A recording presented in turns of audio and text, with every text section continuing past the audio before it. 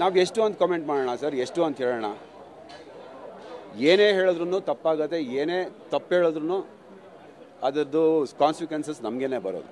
ಒಂದು ಈಗ ಹೆಂಗಾಗಿದೆ ಅಂದರೆ, ನಮ್ಮ ಇಂಡಸ್ಟ್ರಿನಲ್ಲಿ ಒಳ್ಳೊಳ್ಳೆ ಸಿನಿಮಾಗಳು ಬರ್ತಾ ಇದೆ, ಸಿನಿಮಾ ಪ್ರಚಾರಗಳಾಗ್ತಾ ಇಲ್ಲ, ಬರೀ ಈ ನ್ಯೂಸೇ ಓಡ್ತಾ ಇದೆ.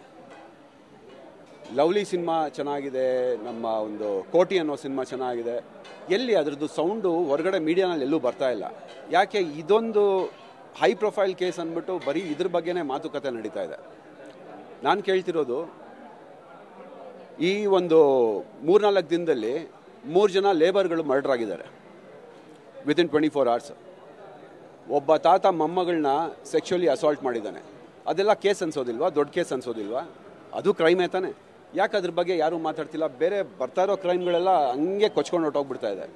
ಇದು ಒಂದನ್ನು ಮಾತ್ರ ಇಟ್ಕೊಂಡು ಎಲ್ಲರೂ ಎಲ್ಲ ಕಡೆ ಯಾರು ಏನು ಮಾತಾಡ್ತಾರೆ, ಏನು ಪ್ರಶ್ನೆಗಳು ಬರುತ್ತೆ, ಇವರಿಂದ ಏನು ಉತ್ತರ ಬರುತ್ತೆ, ಅದನ್ನು ವೆಯ್ಟ್ ಮಾಡಿಕೊಂಡು ಕಾಮೆಂಟ್ಗಳು ಹಾಕೋರು ಒಂದಷ್ಟು ಜನ, ಅದಕ್ಕೆ ವಿರುದ್ಧವಾಗಿ, ಅದಕ್ಕೆ ಪಾಸಿಟಿವ್ ಆಗಿ ಇದೇ ನಡೀತಾ ಇದೆ.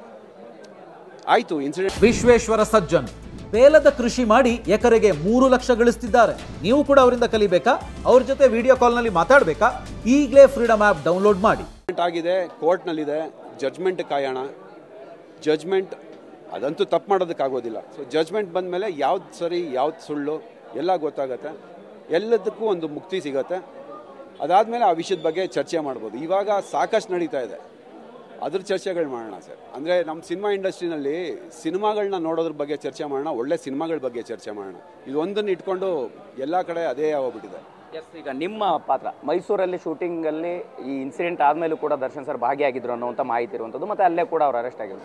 ನಿಮ್ಮ ಪಾತ್ರ ಕೂಡ ಅಲ್ಲೇ ಶೂಟ್ ಆಗ್ತಿತ್ತಾ ಲಲಿತ್ ಮಹಲಲ್ಲಿ ಮೈಸೂರಲ್ಲಿ, ಅಥವಾ ಹೇಗೆ? ಅವತ್ತಿನ ದಿನ ನೀವು ಶೂಟಿಂಗ್ ಸೆಟ್ಟಲ್ಲಿ ಏನಾದ್ರು ಇದ್ರಾ ಹೇಗೆ ಅಂತ?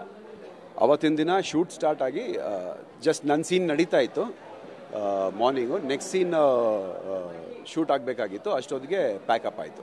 ಸೊ ಅಲ್ಲೇ ಲಲಿತ್ ಮಾಲ್ನಲ್ಲೇ ಶೂಟ್ ನಡೀತಾ ಇತ್ತು. ಎಕ್ಸಾಕ್ಟಾಗಿ ಎಷ್ಟು ಗಂಟೆಗೆ ಈ ರೀತಿಯ ಒಂದು ಘಟನೆ ನಡೀತಾ ಅಲ್ಲಿ ಶೂಟಿಂಗ್ ಸೆಟ್ಟಲ್ಲಿ ಅನ್ನೋಂಥ ಸರ್ ನಿಮಗೆ ಮಾಹಿತಿ ಇರೋ ಪ್ರಕಾರ? ಐ ಥಿಂಕ್ ನಮಗೆ ಅಲ್ಲಿ ಇನ್ಫಾರ್ಮೇಷನ್ ಬಂದಿದ್ದು ಒಂದು 10:30, 11 o'clock ಏನೋ ಇನ್ಫಾರ್ಮೇಷನ್ ಬಂತು. ಅದಾದಮೇಲೆ ಪ್ಯಾಕಪ್ ಆಯಿತು. ಅದಕ್ಕೆ ಮುಂಚೆ ಶೂಟಿಂಗ್ ನಡೀತಾ ಇತ್ತು ರೆಗ್ಯುಲರ್ ಆಗಿ. ಫೈನಲಿ ಇಡೀ ಪ್ರಕರಣ ಒಂದು ಬೇರೆ ರೀತಿಯ ಚರ್ಚೆ ಕಾರಣ ಆಗ್ತಾ ಇರ್ತಕ್ಕಂಥ, ತಿರುವನ್ನ ಪಡ್ಕೊಳ್ತಾ ಇರ್ತಕ್ಕಂಥದ್ದು. ಏನು ಹೇಳ್ತೀರಾ ಇಡೀ ಘಟನೆ ಬಗ್ಗೆ? ಜೊತೆಗೆ ಡೆವಿಲ್ ಸಿನಿಮಾ ನಿಮಗೆ ಎಷ್ಟು ಸ್ಪೆಷಲ್ಲು, ಮತ್ತೆ ಯಾವತ್ತದು ಶೂಟಿಂಗ್ ಶುರು ಆಗ್ಬೋದು ಅನ್ನುವಂಥದ್ದು? ಡೆವಿಲ್ ಸಿನಿಮಾ ಒಂದು ದೊಡ್ಡ ಪ್ರಾಜೆಕ್ಟು.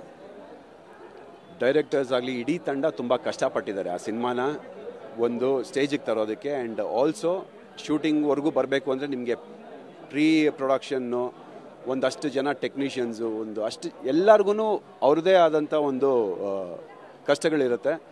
ಅದನ್ನೆಲ್ಲ ದಾಟ್ಕೊಂಡು ಒಂದು ಪ್ರಾಜೆಕ್ಟ್ನ ತೆರೆ ಮೇಲೆ ತರಬೇಕು ಅಂದರೆ ತುಂಬಾ ಕಷ್ಟ ಇದೆ, ನಿಮಗೂ ಗೊತ್ತು.